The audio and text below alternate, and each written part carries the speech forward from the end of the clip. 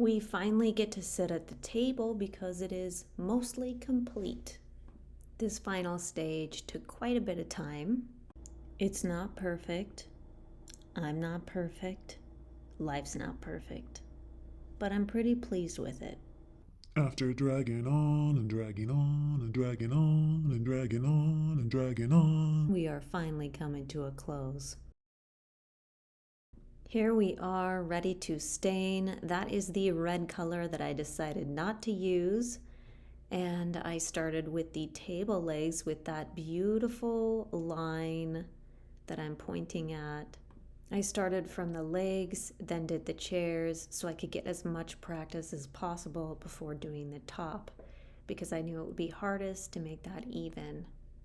Staining the legs went pretty smooth. I didn't really start having problems until I was on the chairs.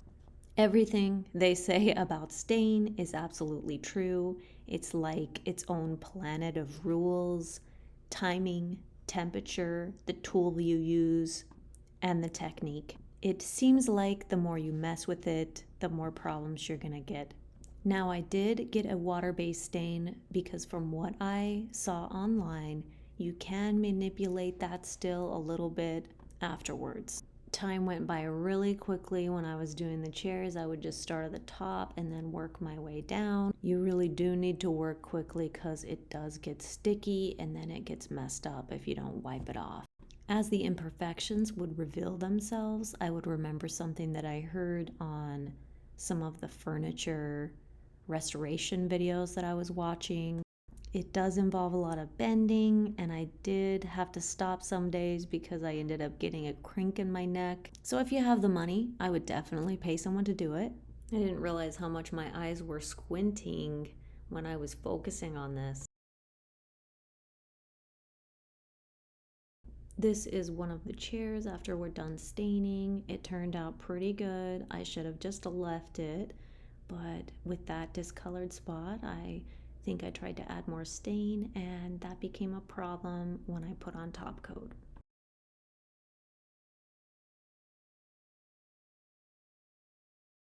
Putting on the preconditioner for the wood is definitely worth it, and it is super easy to apply.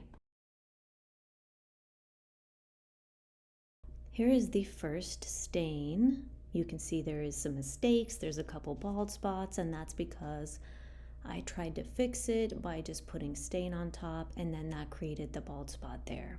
It can be fixed, but you have to wait for it to dry and be super patient, and it's very hard to manage that afterwards. Stain is an art form by itself, and it has its own rules. And I figured out how to work it so that you can see in the middle there, I was able to match it, and I feel pretty happy about that, so I can finish. This is pretty much the end version. I'm going to put top coat on, and I'm going to use a spray. This is how the chairs looked before we put on the top coat. I worked really hard on trying to make them even, but after I put on the top coat, it started to come off in weird places. Something happened. It must have not been too thick, even though it was plenty dry. So I filed it with the intention of redoing it, but I actually like the distressed look a lot. I think it gives it contrast and it's super cute.